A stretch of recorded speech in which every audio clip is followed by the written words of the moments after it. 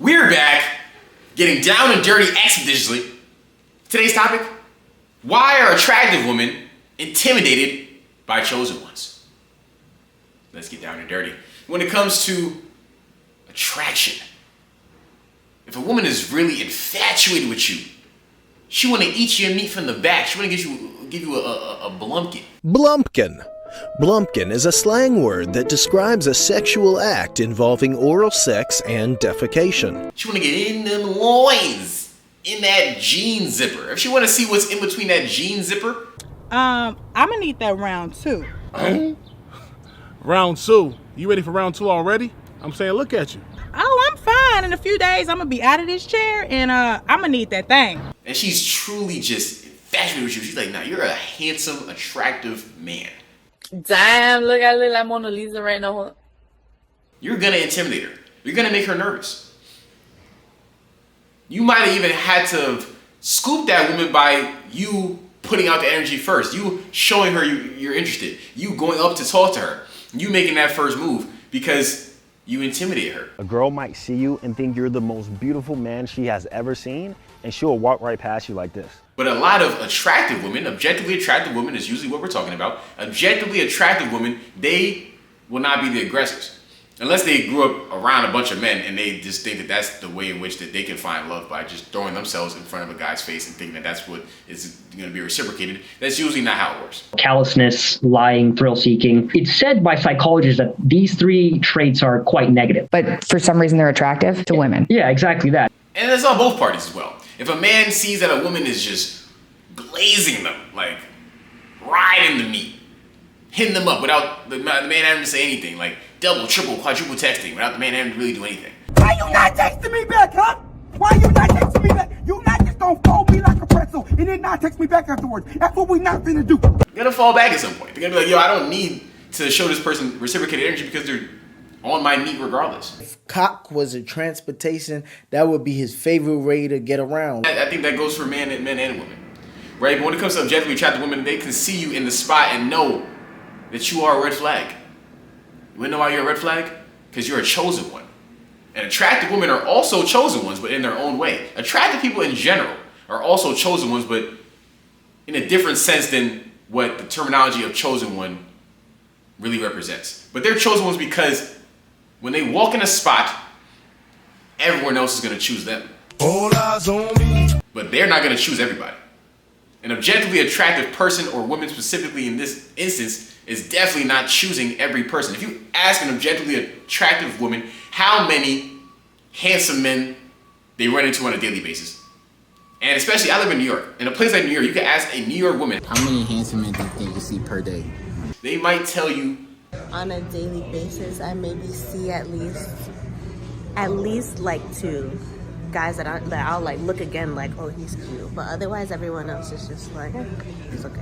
You wanna know why? Even in a place like New York with countless amounts of people, because they know their attraction level. And for the most part, they only want other attractive men. However, I will say this, attractive women do love them some medium ugly individuals. And I've heard women say this out of their own mouths. Wanna know why? Again, because an attractive man can get any woman he wants. Well, maybe it's just because you're ugly. Let me say that back. Attractive woman knows that attractive men can get any woman they want. Now, just you walking outside as an attractive man won't necessarily get you every woman, right? But as an attractive man, you probably know some of your powers and skills. You know that if you say a little 1-2 to a girl, you'll probably get her knees buckling. So these individuals, it's important to keep in mind that they're very low in neuroticism, they're very high in openness, they're very low in conscientiousness, very high in extroversion. Those characteristics on their own are pretty attractive. A narcissist smiles, speaks nicely, wears very nice clothes. You know, that in and of itself is pretty attractive to women, right? You'll make her nervous because of how you look, and if you have the energy to match how you look, you got the aura, the swag, then you probably can get any girl you want. If you got the fashion, the style, if you just have something to you outside of just your looks, then you probably can't get the majority of women that you personally go up and talk to. Unless they have a boyfriend, or a lot of times they may not even care if you have a boyfriend. If they have a boyfriend, they may not care if they're in a relationship. If they see you, everything might go out the window.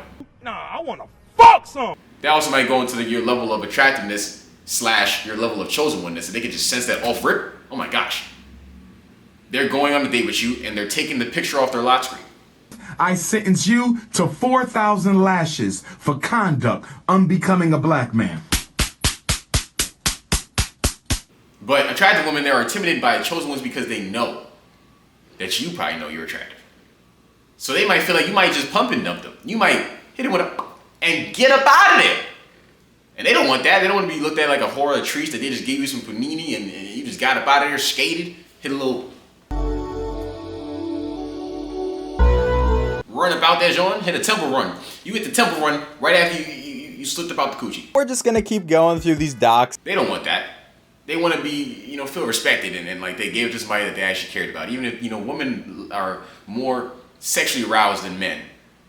Don't let a woman tell you that she's not as sexually aroused as a man, if not more.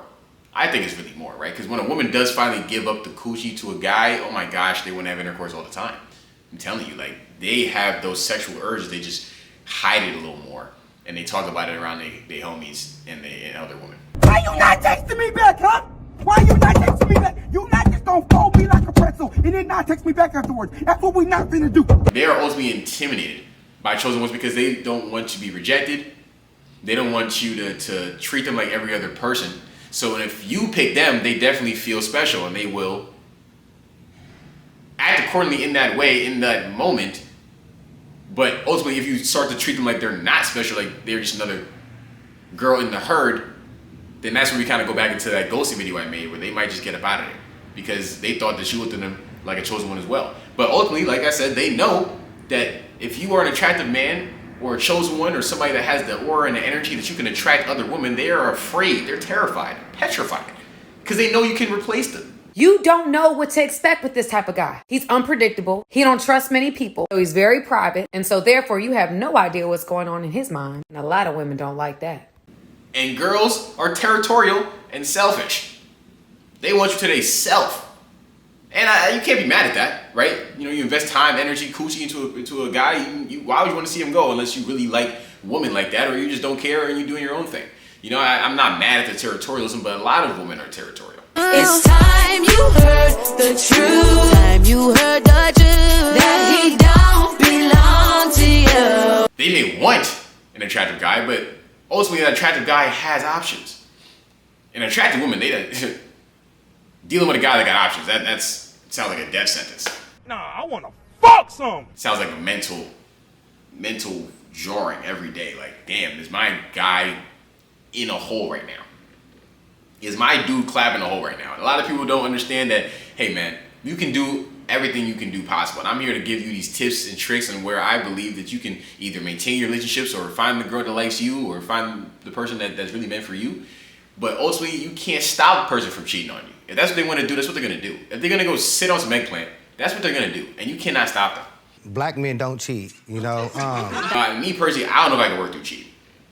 You cheat on me and I find out, God wanted me to find out, and I have to get it out of your life. Because wow, you gonna cheat on me? Like, it don't make no sense. Like, what do you cheat on me for? You know what I'm saying? Like, because ultimately, if you need to be pleasured in whatever way you need to be pleasured, I'm gonna try to make sure I can do that for you. When it comes to being a hustler and a hard worker, I fit that bill. When it comes to having a good family structure, I fit that bill. It's like, what else are you kind of looking for, right? So if you end up trying to find something outside of what I can provide you, and I feel like me as a person, as a chosen one in this world that knows that my energy and aura is sacred, and I still give it out to people because I want everyone else to experience the light. Well, maybe it's just because you're ugly. If you look at my light and you still want to go for the darkness, go to the darkness, please. Go experience the black outside. Because the black is outside. If you want some other black, there was black in here too. But if you want the black that's outside, go ahead to the black outside. Because my black come with some light in it. It's bigger than black and white. My black come with some light in it. There's a lot of black out there that's just straight black. Dark, demonic black. I'm a demon with a... I'm not perfect. I have idiosyncrasies as well. But I'm an individual that works on everything. I think about it and I'm like, yeah, maybe I was the problem. I love to do that. If I can come to a conclusion with myself and I'd be like, yo, maybe I was the problem. You wanna know what that allows you to do? Work on it within yourself. And if you can't work on it within yourself, then you are an individual that does not know how to grow, and you will never grow. Bozo. It's giving bozo. If you blame everybody else, you're the toxic one. If you at least acknowledge in some way, shape, or form, whatever happens to you, that it was probably your fault in some way, then you're on the way to growth. We gonna get this work. You have to know that you can help change your reality. Everything is not everybody else's fault. Everything is not the fault of the environment around you. You have to know that maybe it was you, and how can I fix it and do better in life next time? Sometimes you just need to be by yourself to collect your thoughts. You ever been with a girl too where you just staring at her? Maybe y'all not talking for a little bit. You just looking at her. And she just go, what are you looking at? Why are you looking at me? Excuse me, can I touch you for a minute? Excuse me, can I talk to you for a minute? It's not like she want to beef with you. You're making her nervous. You making her insides moist. Call and response, I said I'm moist. You making the different parts of her body pulsate. She like, damn, why he keep looking at me like that? Why are you looking at me like that? I just want to let you know, the back of your head is ridiculous. Thanks. Just tell them, you look good. You look good. I don't want to be your friend. You look good. Stop letting girlfriends on you, bruh. You look good. I like looking at you, Johnny. Come on. Me personally, I need to have me a shorty that I can look at 24/7, 365. That's why when I really get with a shorty, I don't cheat on them, because I need to know that I can stare at you, wake up, look at you, hot breath, still want your mouth in my face. Like I'm nasty like that. Like, yeah, put all that nasty hot morning breath in my face. When I really love a shorty and I love my girl and I want that girl in my life, whatever she do don't bother me. Unless she cheat on me or she just too friendly or overly promiscuous. All right, there's things that obviously bother me, right? But in terms of like minuscule things that people kind of blow up. If you don't like a person, the minuscule things about them, you'll hate it. I don't like nobody. Stop trying to talk to me. Stop trying to put me and your close friends on Instagram. Stop trying to invite me out on the weekends. I don't want to go out with you. Stop checking up on me, asking about my well-being. Please, just stop it all. Please, I'm begging you. Forget I exist, please. Just forget I exist. I'm begging you, please. But if you really love them and you want to grow with them, then certain things is just not gonna bother you, right? But you're making them nervous. You're making them uncomfortable because you're so damn handsome. Your aura is so bright. You are a chosen one. They chose you. They caught them all, but you was the master ball. She want me. They looked and said, hey man, something about you, it's making me tingle. This type of guy stays true to himself. He doesn't care about social norms or expectations of his behavior. He gonna do what he need to do for himself. This type of guy is not easily influenced, meaning you can't shame him into doing what you want him to do. And when you know that, you'll have the power in your hands. And make sure you do right with it. Because with great power comes great responsibility. Don't take any of these tips and these tricks that I'm using or providing you to do evil with them. A person that is Machiavellian is very disagreeable. And what the statistics indicate is that an individual that is highly disagreeable, if they are below the mean level of disagreeability, they typically make 18.3% more in terms of yearly income. And that translates to about $9,722 per year. I'm not trying to teach you to be a villain. I'm just out here giving you the tools so you can play to win. So you don't play yourself. We outside getting down dirty. My guy Taylor's in the building. He's a YouTube superstar, Instagram content creator. What else do you do, sir? And, I get down and dirty expeditiously. You know what I'm saying? I got expeditiously. Expeditiously.